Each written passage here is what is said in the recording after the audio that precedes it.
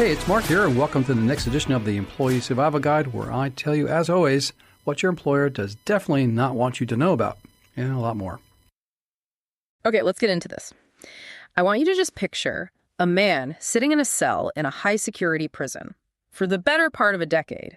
This guy was the absolute face of financial corruption. I mean, his picture was everywhere. He was the ringmaster, the Rain Man of the LIBOR scandal. And the whole story, the narrative, was that he basically rigged the global economy from his trading desk in Tokyo. Yeah, it was the kind of reputation you just don't come back from. He lost everything: his fortune, his marriage, his health, his freedom. The story was, set in stone. Tom Hayes was the villain. But narratives have a funny way of, crumbling. Because fast forward to right now, February 2nd, 2026, that same man is a free man. He is not hiding away somewhere, no. He is suing his former employer, the banking giant UBS, for over $400 million. It is, and I don't think this is an exaggeration, arguably the most dramatic U-turn in modern financial history. We're watching a convict turn into a plaintiff in a massive way. So today, we are diving deep into this exact battle. We've got two key documents. First, the legal complaint filed by Hayes, which, honestly, it reads less like a lawsuit and more like a revenge thriller. And on the other side, a fierce motion to dismiss that UBS filed just last week, January 26th. And they're trying to shut this whole thing down before it even gets started. And these documents, they don't just disagree on a few facts. No, they describe two completely different realities. Okay, before we get into the whole he said, corporation said, let's just make sure we're all on the same page about the stakes here. Most people have heard of LIBOR. They know it's about interest rates. But why was rigging it treated like a global catastrophe? Because LIBOR, the London Interbank, offered rate. It wasn't just a number. It was, for decades, the number. It was like the gravity holding the financial solar system together. Put simply, it was the average rate at which major banks estimated they could borrow from each other. But it didn't just stay between banks, right? Oh, no. That number went on to dictate the interest rates on something like $350 trillion worth of financial products. It's a trillion. With a T, mortgages, student loans, corporate debt, massive derivatives contracts. If LIBOR ticked up by just 0.01%, billions of dollars would change hands across the globe. So if you could just nudge that number even a tiny bit, you could effectively print money. And that is what Tom Hayes was convicted of doing. But our mission today is to dig into the question that's resurfaced in 2026. Was Tom Hayes a rogue criminal mastermind who broke the system? Or was he the victim of a massive corporate conspiracy to, sacrifice a vulnerable employee just to save the bank? Let's start with the man himself. Before the prison cell, who was Tom Hayes? He was a math prodigy. I mean, a real genius. UBS hired him in 2006 for their yen derivatives desk in Tokyo. He was young, barely 26, and he was just brilliant at spotting patterns nobody else could see. But the sources we're looking at, they highlight something really specific about his personality, don't they? They do, and it's crucial.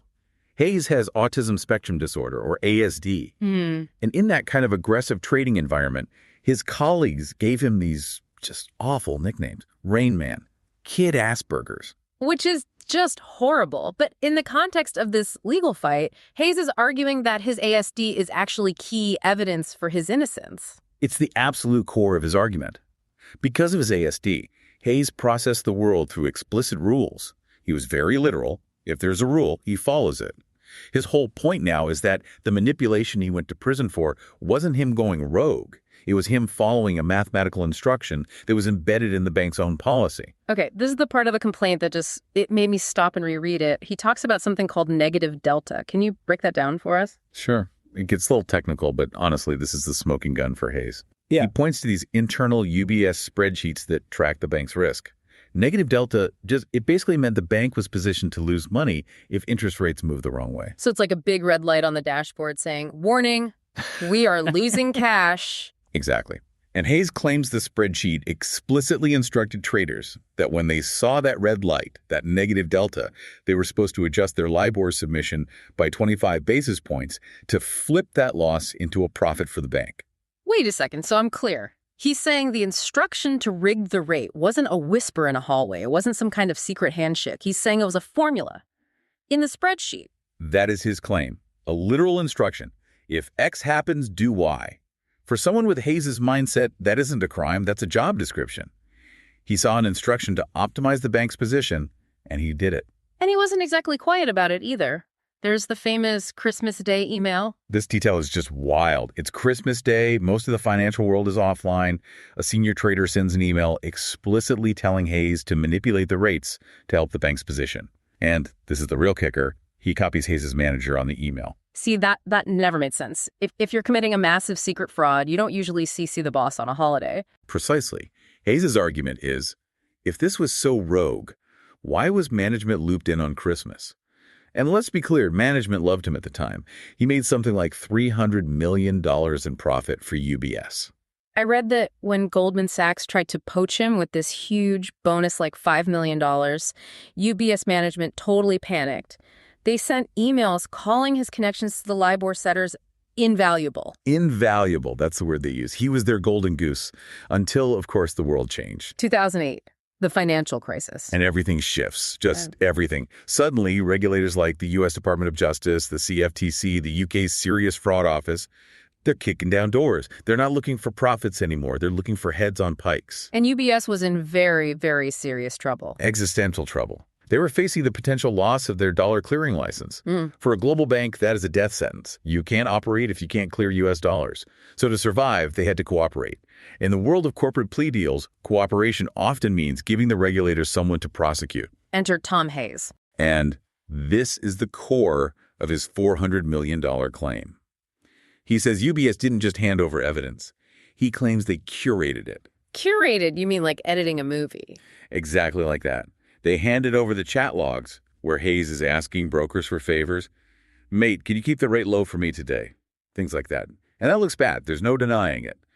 But Hayes claims they deliberately held back the profit and loss spreadsheets. The ones with the negative delta instructions we just He's actually saying. So by holding back the spreadsheets, they basically removed the context that he was following orders. All that was left were these chats that made him look like some greedy trader just padding his own bonus. And it allowed UBS to paint him as a rogue wolf, a lone bad apple. And it worked beautifully for the bank. UBS paid a $1.5 billion fine, which is a lot, but they signed a non-prosecution agreement.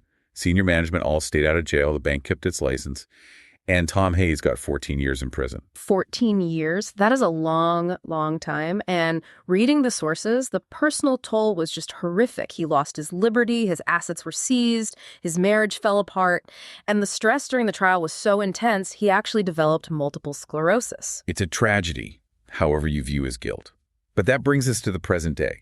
Because the reason we're even having this conversation is that the legal ground completely shifted. Right, he's out. And not on parole. His conviction was quashed. But I think this is where a lot of people get confused. He was convicted by a jury. He even admitted to it at first. How does a conviction like that just evaporate? It took a massive change in how the law is interpreted, both in the U.S. and the U.K. It actually started over here in the U.S. with the Connolly decision in the Second Circuit Court of Appeals. I remember that one. That was the Deutsche Bank case, wasn't it? It was.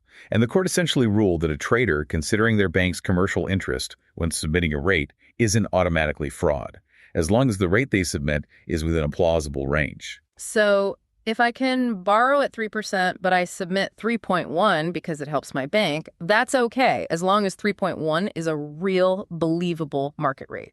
Broadly speaking, yes. The court said wanting to make money isn't a crime if you aren't actually lying about the underlying numbers. After that ruling, the DOJ dropped its U.S. charges against Hayes in 2022.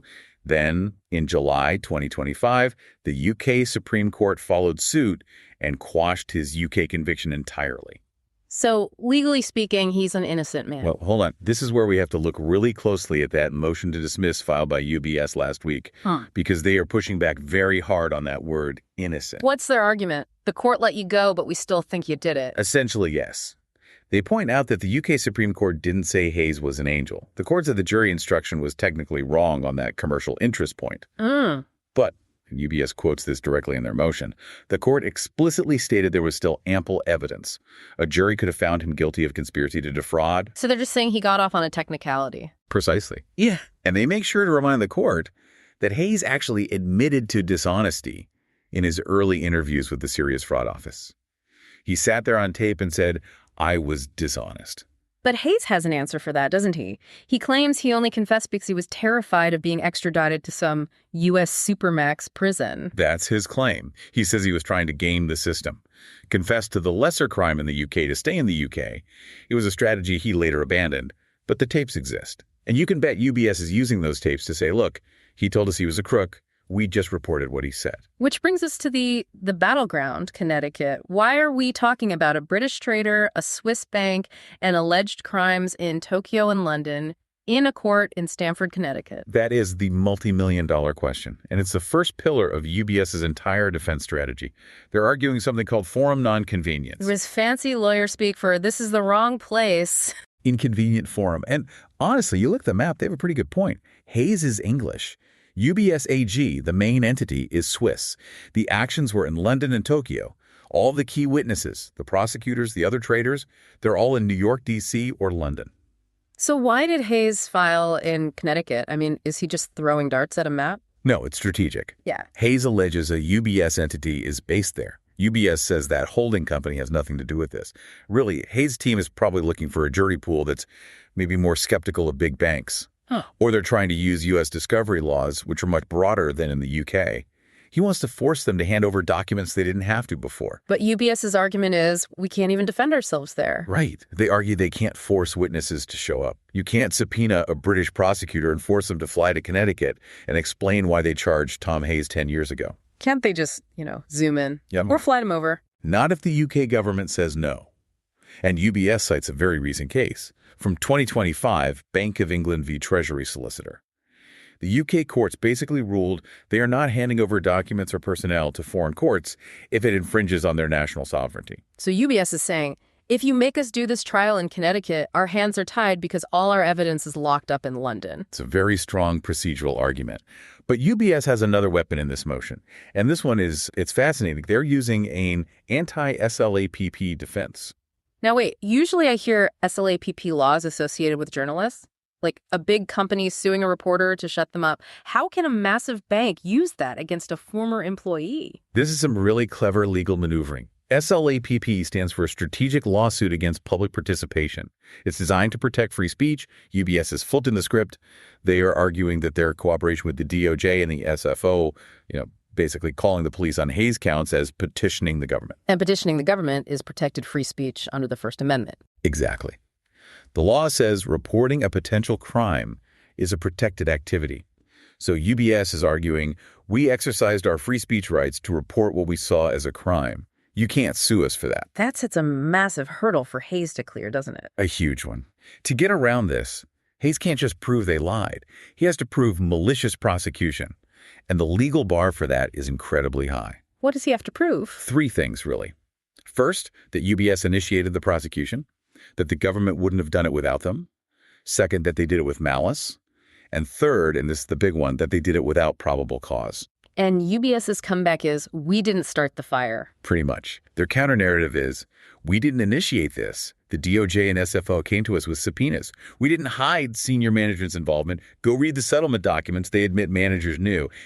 And we definitely had probable cause because a grand jury indicted you and then a trial jury convicted you. Even though that conviction was later overturned. UBS's point is that the fact a jury at the time found him guilty is proof enough that there was probable cause to accuse him in the first place. They're saying, we reported what we saw, the government investigated, 12 people voted you guilty. You can't sue us for $400 million just because the law changed 10 years later. It's just a clash of 2 completely different realities. On one side, Hayes says, I was a cog in a machine doing what I was told, and you fed me to the wolves to save your own skin. And on the other, UBS says, you were a dishonest trader, we reported you, and now you're trying to cash in on a legal technicality. And the stakes, they go way beyond Tom Hayes' bank account. If Hayes actually wins this, think about what that means. It exposes this entire cooperation model between big banks and government regulators. Right. It suggests that these non-prosecution agreements, where the bank just pays a huge fine and walks away, might be built on a foundation of scapegoating. It would basically imply that the bank bought its survival with Tom Hayes' freedom. It calls into question every major corporate plea deal from the last 15 years. But if UBS wins, it just reinforces how incredibly hard it is to hold a corporation liable for what happens after the state gets involved. Mm. It solidifies the idea that if a company cooperates with law enforcement, they're largely shielded from being sued later, even if the information they provide is selective. So where are we right now? We're in limbo. Hayes wants vindication and enough money to rebuild a life that was basically incinerated. UBS wants this case thrown out of court immediately. They're arguing Connecticut is the wrong place, and what they did was protected speech.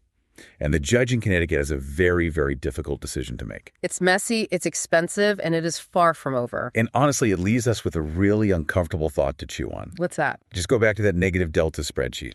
The alleged instruction to adjust rates to make a profit. If a corporation writes a policy that says maximize profit and you follow that policy to the letter, are you a criminal? Or are you just a good employee? And who gets to decide that? The bank who wrote the policy, the regulators who weren't even in the room, or the trader who sat in a prison cell for almost a decade. That's the line Tom Hayes is trying to redraw right now. We will be watching this case very closely. That's it for this deep dive. Thanks for listening. Hey, it's Mark, and thank you for listening to this episode of the Employee Survival Guide. If you'd like to be interviewed for our podcast and share your story about what you're going through at work and do so anonymously, please send me an email at mcarey@capclaw.com. And also, if you like this podcast episode and others like it, please leave us a review. It really does help others find this podcast. So leave a review on Apple or Spotify or wherever you listen to this podcast. Thank you very much, and glad to be of service to you.